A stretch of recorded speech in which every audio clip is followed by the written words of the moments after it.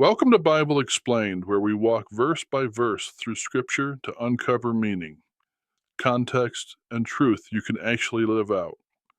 Today we're in John chapter 2, verses 1 through 12, the wedding at Cana, where Jesus performs his first sign by turning water into wine. This moment is more than a miracle. It's a revelation of who Jesus is and what he came to do.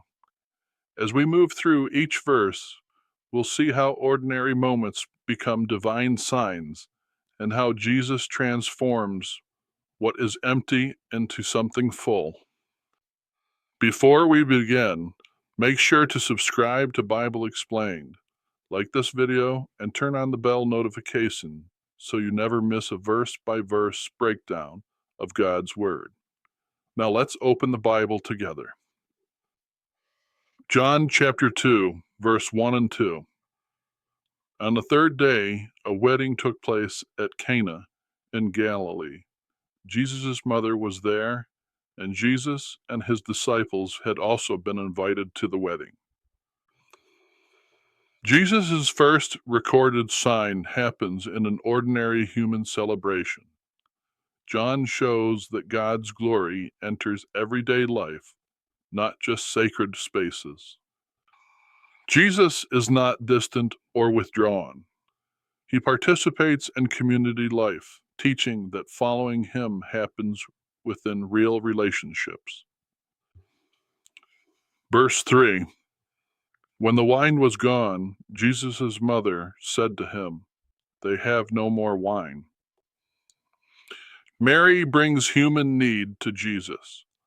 This moment reveals Jesus as the one who addresses shame, lack, and quiet crisis. Verse 4. "Woman, why do you involve me?" Jesus replied. "My hour has not yet come." My hour points forward to the cross.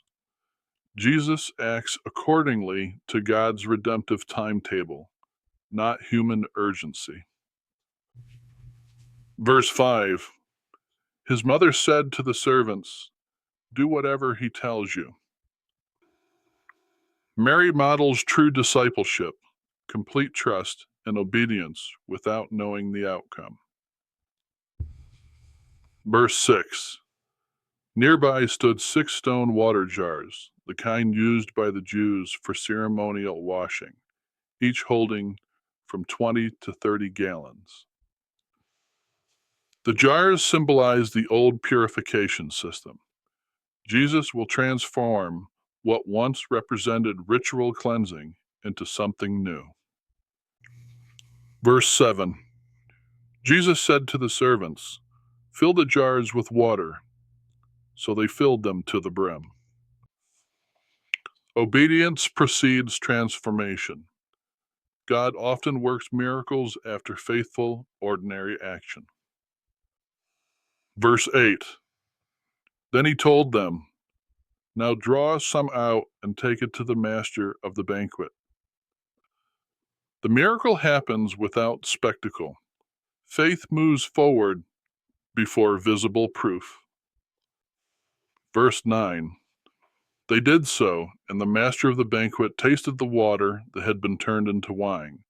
He did not realize where it had come from, though the servants who had drawn the water knew. Then he called the bridegroom aside. The transformation is complete and real.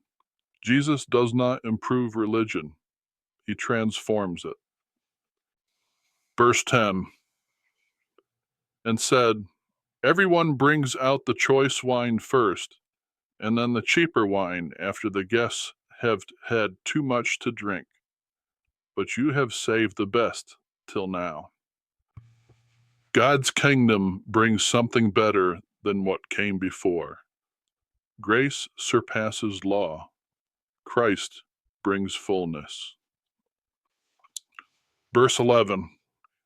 What Jesus did here in Cana of Galilee was the first of the signs through which he revealed his glory, and his disciples believed in him. This first sign reveals Jesus' glory and produces belief. Miracles in John are not about power displays, but revelation. Verse 12. After this, he went down to Capernaum with his mother and brothers and his disciples. There they stayed for a few days. Life continues after the miracle.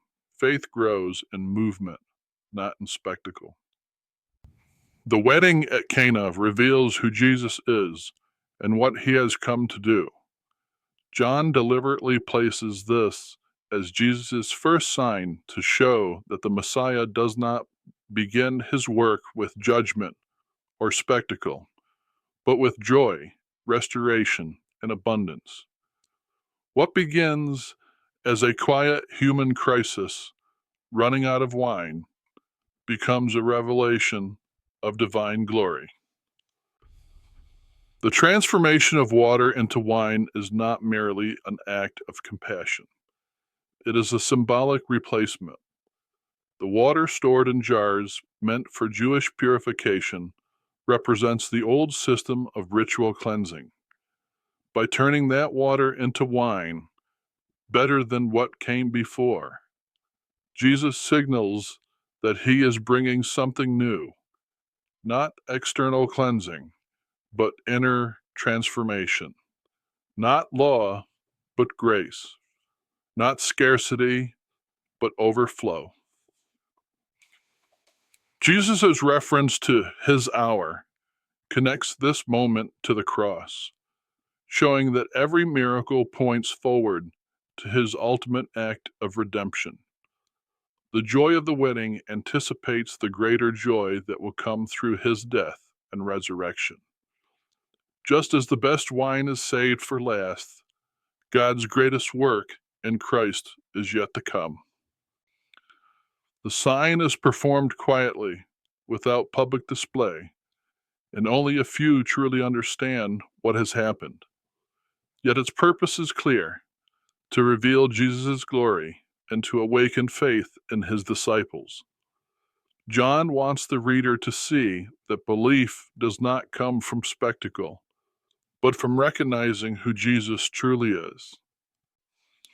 In Cana, Jesus shows that he enters ordinary life, meets human needs, transforms the old into something greater, and reveals the nature of God's kingdom, a kingdom marked by grace, joy, and abundant life. This first sign sets the pattern for everything that follows in John's Gospel.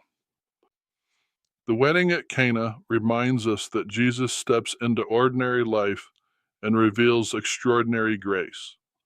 What began as a quiet shortage became a powerful sign pointing to the joy, abundance, and transformation found in Christ.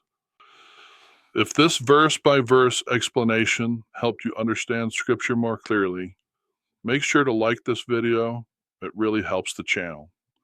Subscribe to Bible Explained for more in-depth Bible teachings. And don't forget to click the bell icon so you're notified whenever a new study is released. Thank you for spending the time in God's Word today. Until next time, keep seeking truth, keep reading Scripture, and keep letting the Bible explain itself. Amen, and God bless you all.